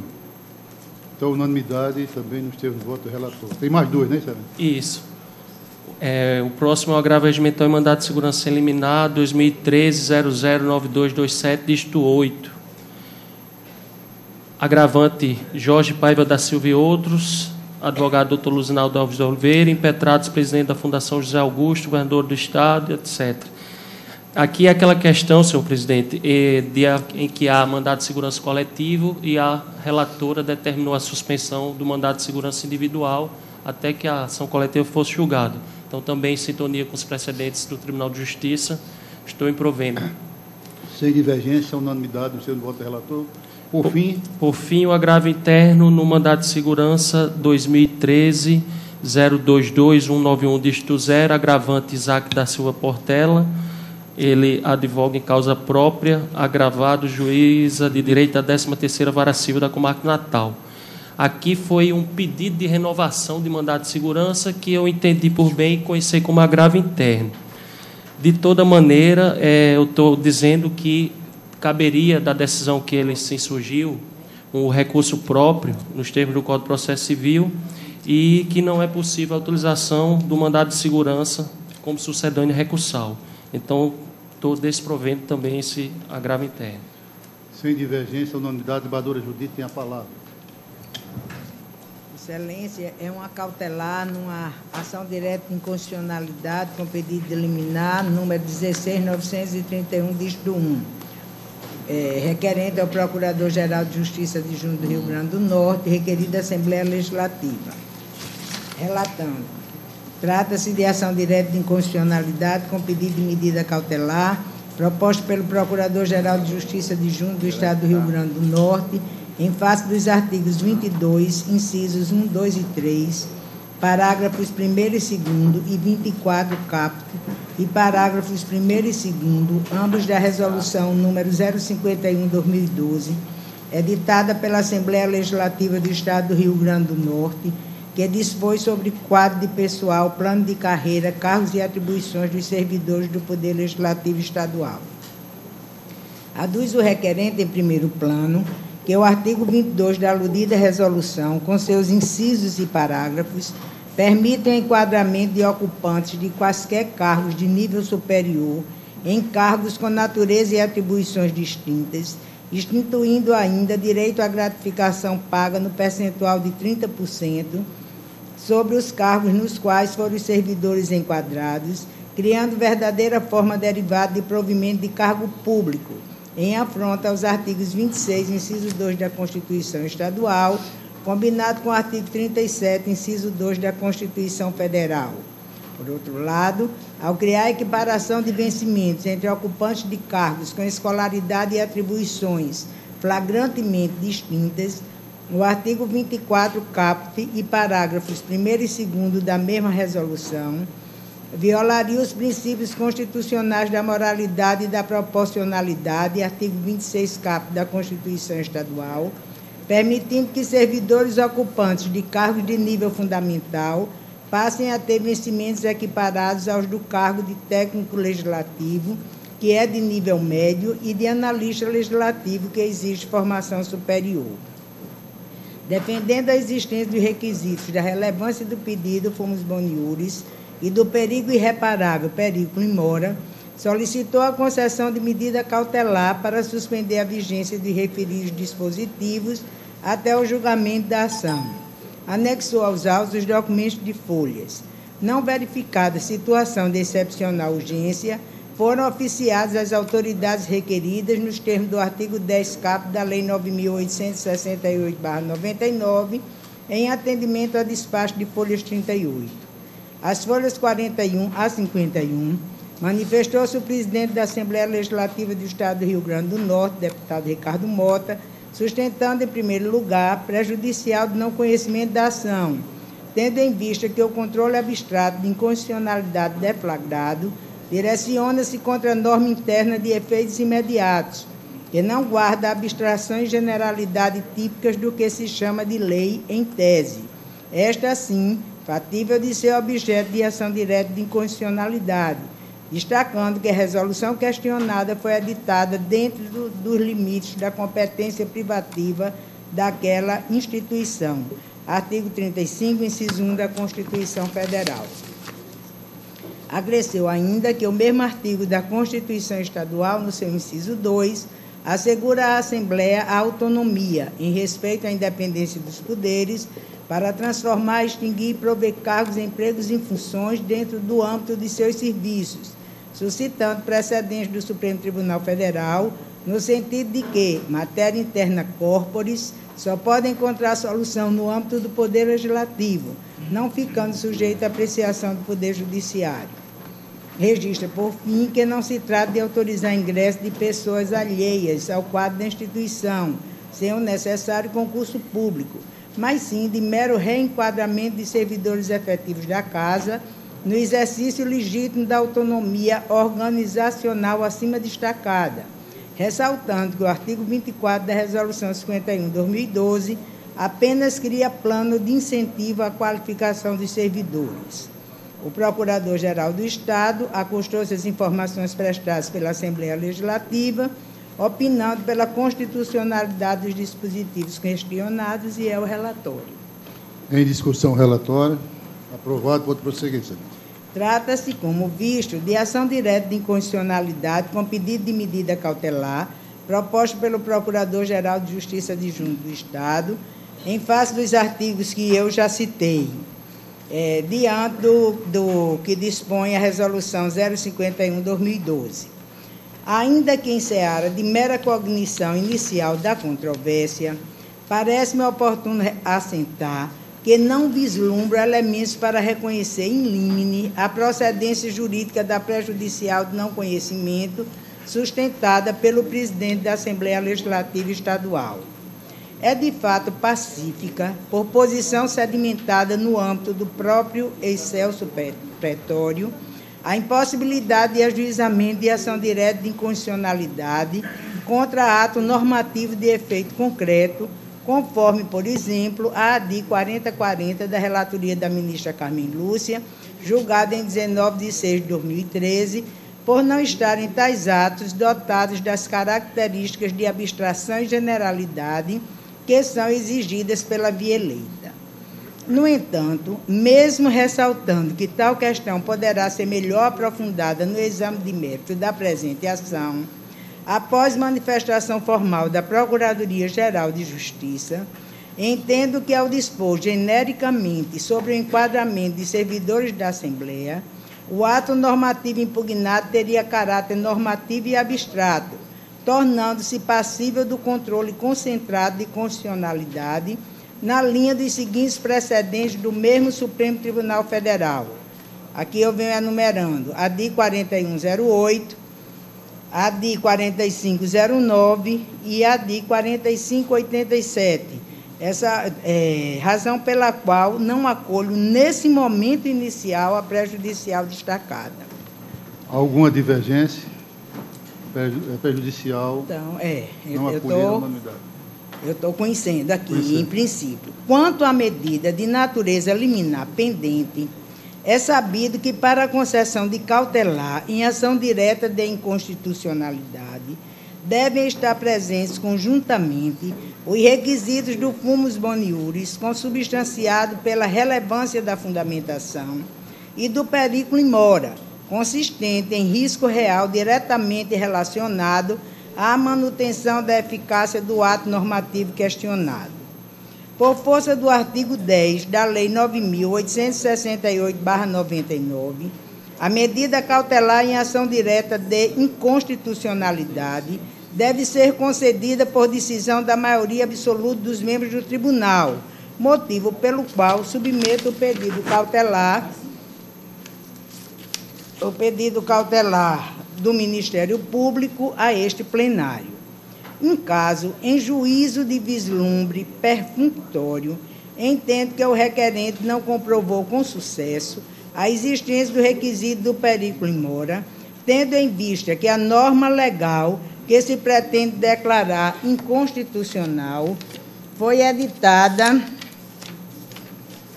aqui foi em 2012, em dezembro de 2012, ou seja, mais aproximadamente um ano antes do ajuizamento da presente ação, que foi setembro de 2013, o que se coaduna com precedentes desta Corte e com entendimento do próprio excelso pretório, que eu transcrevo aqui da relatoria do ministro Celso de Mello. Quero que leiam o...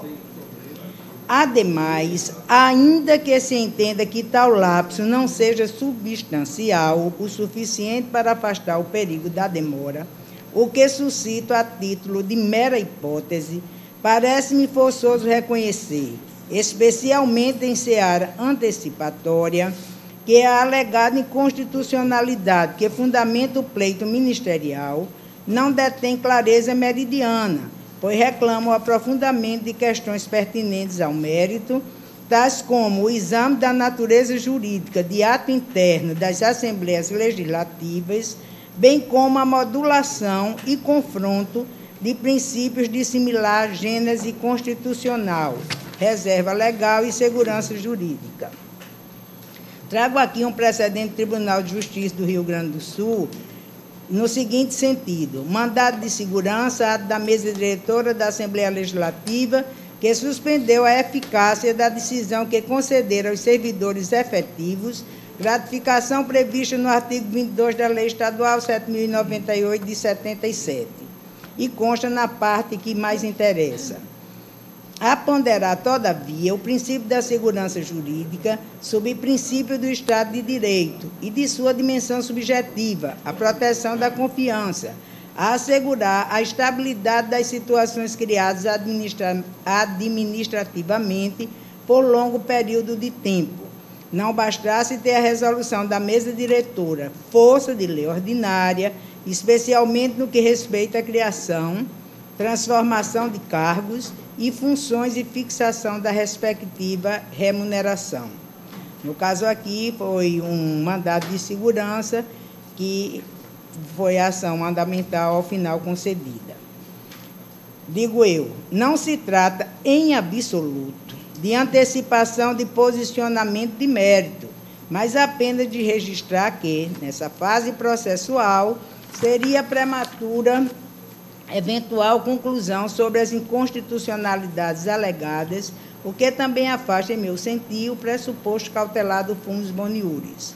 Por todo exposto, indefiro o pedido cautelar formulado, mantendo a vigência dos dispositivos normativos questionados neste momento de trâmite inicial da ação. Uma vez já ouvida a autoridade responsável pelo ato impugnado, bem como o Procurador-Geral do Estado, estou aqui determinando a remessa dos autos ao Procurador-Geral de Justiça para que se manifeste no prazo legal, conforme o artigo 236, parágrafo 3º do Regimento Interno, e após a conclusão. A conclusão de Vossa Excelência no sentido de... indeferir a medida cautelar. Indeferir. Temos alguma divergência, alguma discussão a respeito? Não. Então, a unanimidade de voto nos termos do voto relator foi indeferida a cautelar pretendida.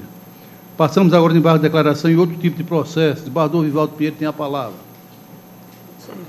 Excelência, eu tenho embargo de declaração em ação rescisória, embargante Rodrigo Cruz Revoredo Marques, advogado Ricardo Cruz Revoredo, embargado do Estado do Rio Grande do Norte. Processo civil, embargo de declaração, ação rescisória, inocorrência de obscuridades, contradições e omissões na decisão embargada. Desprovimento do recurso. Como eu estou votando. Alguma divergência? Em julgamento, a unanimidade nos termos do voto do relator.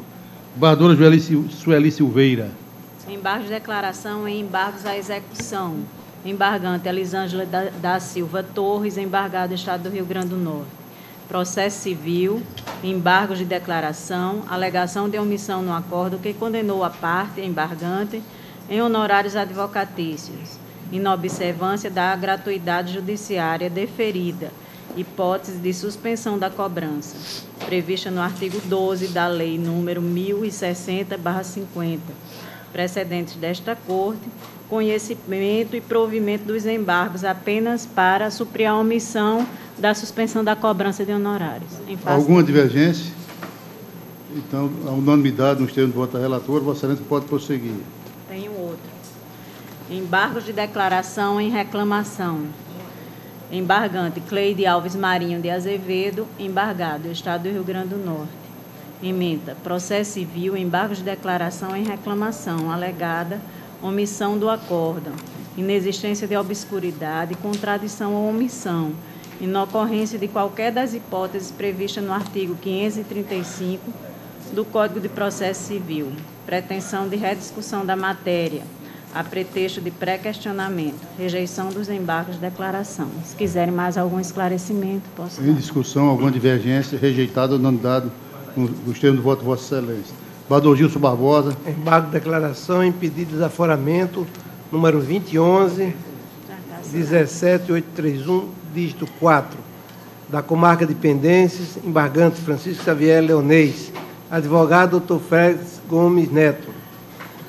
Trata-se, senhor presidente, de embargo de declaração em pedido de desaforamento, julgado procedente por este pleno. O embargante, aduzindo que o fim do recurso é o pré-questionamento, alega a existência de omissão e contradição no julgado, sem, no entanto, indicar qual o ponto da decisão obscuro ou contradiço, como ordena o artigo 327 do regimento deste tribunal. O que ficou claro nos autos foi a tentativa de reapreciação da matéria pela via inadequada. Sendo assim, conheço dos presentes embargos para rejeitá-los. Alguma divergência? Embargo conhecido e rejeitado à unanimidade. Desembargador João Rebouças, com a palavra. Agravo interno e outro tipo de processo, ou agravo adiante? Senhor presidente, tem mesmo agravo regimental em ação rescisória, originária da comarca de Nova Cruz, agravante Helenildo Alves Targino e agravado é o município de Nova Cruz. O agravo de respeito a uma decisão que fixou a competência da Justiça Estadual para apreciar pedido de pagamento de fundo de garantia referente a período seletista. Matéria pacificada na Corte e eu decidi monocraticamente pelo indeferimento. E o agravo regimental, aliás, a rescisória tem... o objetivo é sucedâneo de recursal. Eu estou mantendo a decisão, estou improvendo o regimental na esteira dos precedentes do Superior Tribunal e desta Corte. Pois não há alguma divergência? Então, agravo desse provido à unanimidade, nos termos do voto do relator. Desembargador Ibanez Monteiro, com a palavra, excelência. Agravo interno em embargos infringentes em apelação civil 2012-1884-6, tem como agravante Indústria de Azulejos Eliane e agravado Escola Empresa de Serviços e Construções Limitada. A discussão desse agravo interno, senhor presidente, é que nos embargos infringentes, o voto vencido foi pela nulidade do processo para a realização de uma perícia. E o argumento trazido nesses embargos é de que, quando a divergência não é para reformar ou restabelecer a sentença, conforme a decisão, não caberiam os embargos infringentes. E a decisão aqui agravada de minha relatoria entendeu pela admissibilidade dos embargos infringentes, porque se tratava de nulidade de perícia que poderia modificar o efeito da decisão proferida em primeiro grau. Daí eu decidi pela admissibilidade dos embargos infringentes nesse caso e estou votando aqui pelo conhecimento e o desprovimento do agravo interno. Perfeitamente. Alguma divergência? Então, agravo desse provido à unanimidade. Desembargador Amaury Moura, Vossa Excelência tem a palavra para um conflito. Pois não, Excelência. É um conflito de competência. Conflito negativo de competência suscitante o juízo de direito da primeira vara de sucessões da comarca de Natal, suscitado o juízo da 13ª vara civil da comarca de Natal, entre partes Alex Saraiva e Everson Saraiva. Sem me ater ao relatório, senhor presidente, resumidamente, eu digo o seguinte: há em tramitação na primeira vara de sucessões aqui de Natal um inventário em que o senhor Alex Saraiva é inventariante. O bem deixado pelo decújo, que era o pai do inventariante, era uma casa, e ele alega o seguinte, que no imóvel ele tem alguns pertences pessoais, alguns móveis e objetos pessoais que guarnecem ou estão guarnecidos no imóvel objeto do inventário. E argumentando que está sendo impedido de entrar no imóvel, ainda que sendo inventariante desse bem, pelo irmão também sucessor, ele entrou com um pedido de busca e apreensão desses objetos. O pedido foi encaminhado ao juízo suscitado aqui, que é o da 13ª Vara Civil da comarca de Natal. E a juíza entendeu que não era competente para o feito, porquanto dizia respeito a bens envolvidos no inventário, que não havia prova ainda de que esses bens realmente pertenciam a ele e que ele, na condição de inventariante, buscasse na via própria e na vara própria eventual direito que possa ter sobre esses bens. E entendeu-se incompetente e remeteu para a vara de origem, a primeira vara de sucessões, que, por sua vez, suscitou o conflito, entendendo que não tinha competência para tanto. Resumidamente, é o que consta dos autos, senhor presidente, acrescentando que a douta Procuradoria de Justiça opinou pela competência da vara de sucessões. É um breve relatório, e eu estou aqui de par com a Procuradoria, entendendo que, efetivamente, o pedido deve tramitar pela vara de sucessões. Ele é inventariante, consequentemente, imbuído dos direitos e deveres de inventariante. Se, por alguma razão, está encontrando algum óbice na administração desse bem, em decorrência de ato do irmão, que ele procure a plenitude do exercício de seus direitos junto ao juízo de origem, que é o vara de sucessões, por onde tramita o feito de inventário e como tal, não poderia deixar de ser. De modo que aqui, invocando inclusive o teor do artigo 32 da nossa Lei de Organização Judiciária, que diz que compete à vara de sucessões conhecer e julgar todos os feitos de natureza sucessória, bem como os que guarnecem independência. É o caso dos autos. Eu aqui estou conhecendo do conflito e reconhecendo a competência do juízo da primeira vara de sucessões para apreciação do pleito, senhor presidente. É como estou votando. Alguma divergência? Provavelmente eu atuei nesse processo como juiz de primeiro grau. Estou impedido. Pronto. Então, em constando, vai se verificar, a presença Vossa Excelência nos autos, será lançado um impedimento. O sustante não foi ele, é o juiz hoje em exercício lá, mas eu atuei nesse processo em alguma fase. Pois não, Excelência. Pois não. Ok, então, unanimidade de votos? Pois não. Desembargador Andreu Marques. Desembargador Gilson. Eu tenho em mesa, Excelência, conflito negativo de competência 2014-024-49, dígito 8. Suscitante o juiz de direito da 9ª Vara Criminal da Comarca de Natal, entre partes, Ministério Público e Everton Aires de Lima, e suscitado o juiz de direito da 8ª Vara Criminal da Comarca de Natal.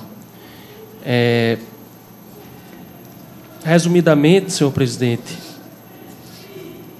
o juiz da 8ª Vara Criminal reconheceu sua incompetência durante o curso do processo, dizendo que a 9ª Vara Criminal seria competente para julgar alguns dos crimes conexos que constavam na denúncia relacionados à lei de drogas. Ocorre que logo após o recebimento da denúncia já tinha havido a cisão do processo. Então, o que dizia respeito a esses crimes de drogas já havia sido remetido para a 9ª Vara Criminal, que tem essa competência, segundo a Lei de Organização Judiciária, e não havia mais por que, posteriormente, se entender da maneira como o suscitado se portou.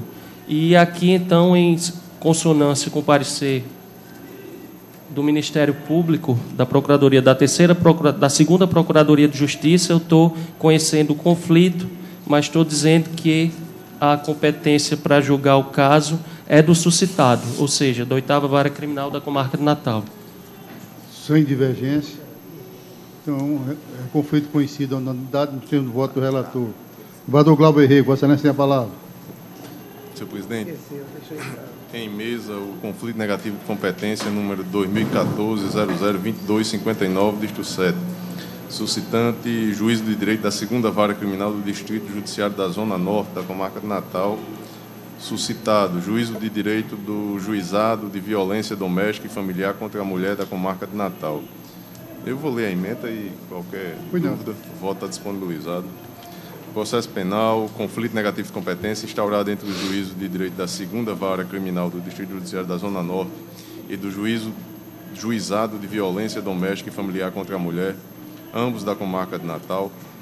Questionada a competência para processar e julgar crime supostamente praticado pelo acusado contra sua ex-companheira, motivado pelo gênero, incidência da Lei 11.340/2006 e do artigo 32, inciso 20, da Lei de Organização Judiciária do Estado do Rio Grande do Norte, precedência do STJ e desta Corte, reconhecimento da competência do juízo suscitado, juízo de direito do Juizado de Violência Doméstica e Familiar contra a Mulher da Comarca de Natal, em harmonia com o parecer da 13ª Procuradoria de Justiça, Excelência. Como voto? Alguma discordância? Então, conflito conhecido, a unanimidade nos termos do voto do relator. Vereador Gilson Barbosa, o conflito. Conflito negativo de competência, número 2013-0022, dígito 2, da 1ª Vara Criminal da Zona Norte de Natal, que suscita o conflito, e suscitado o Juizado Especial Criminal do Distrito Judiciário também da Zona Norte da mesma comarca. Processual penal, conflito negativo de jurisdição entre os juízes já indicados, suposta prática de infração penal prevista no artigo 61 da Lei de Contravenção Penal, dúvidas sobre a sanidade mental do autuado, necessidade do exame de sanidade mental, competência da primeira vara criminal, diante da complexidade da causa para processar e julgar a ação penal, em consonância com o parecer da 13ª Procuradoria de Justiça, precedente do Superior Tribunal e deste colegiado. Então, proclamação nos termos do voto do relator. Com esgotada esta pauta, eu pediria à Corte, sugeria, para nós invertermos a ordem, passar uma pauta do dia, porque tem um processo da relatoria da desembargadora Tereza Maia, inclusive com sustentação oral. Todos concordam? Então, convido a desembargadora Tereza Maia a tomar assento na cadeira do desembargador Amaurei, que agradeço a Vossa Excelência. É a ação penal originária, número 12.4836, só identificando, autor Ministério Público e denunciado Ariosvaldo Targino de Araújo, doutor José Alexandre Sobrinho, advogado. O processo está identificado, pode iniciar o relato.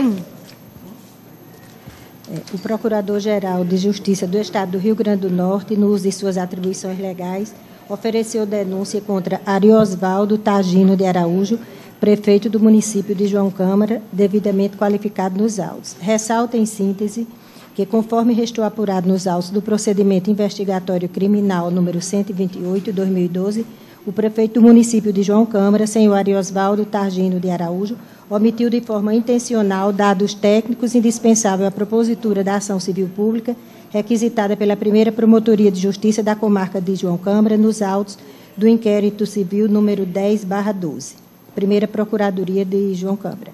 Afirma que o referido procedimento se originou de representação da Câmara Municipal, que, através do ofício número 125/2011, informou o descumprimento da Lei número 353/2011 pelo município de João Câmara, o que poderia facilitar a utilização de veículos oficiais para fins diversos e até particulares, por não conter os adesivos e demais meios de identificação, podendo gerar prejuízo ao erário público. Informa que o primeiro promotor de justiça de João Câmara, no uso de suas atribuições legais, requisitou ao prefeito daquela municipalidade a remessa da relação de todos os veículos automotores de propriedade do município de João Câmara ou que estejam à disposição do Poder Executivo Municipal, indicando-lhes a marca e placas, bem como se tais veículos estão identificados nos termos da Lei Municipal número 353/2011. Alega que, apesar do prefeito ter sido notificado e do envio por reiteradas vezes de ofícios requisitando as informações referenciadas, o mesmo restou inerte, incorrendo na prática do crime previsto no artigo 10 da Lei 7.347/85. Ao final, propõe a suspensão condicional do processo e, caso não aceita, o recebimento da denúncia com a posterior condenação do denunciado, Ariosvaldo Targino de Araújo, nas penas do tipo previsto no artigo 10 da Lei número 7.347/85. Instruiu a inaugural com os documentos. Devidamente notificado, o acusado apresentou defesa prévia, aduzindo que, após a ciência do pedido, remeteu o feito à Procuradoria-Geral do município, que, por sua vez, requisitou essas informações à Secretaria de Administração através do memorando número 64/2012. Em data de 29 de maio de 2012, bem como que, quando do reconhecimento do ofício 262/2012, a Procuradoria recebeu as informações da Secretaria de Administração e ofereceu a resposta que se deu por meio do ofício número 59/2012, o qual foi recebido pela Promotoria de Justiça da Comarca de João Câmara em data de 28 de setembro de 2012, conforme o protocolo 237. Para tanto, sustenta que, seja pela delegação para atendimento da requisição, seja pela prestação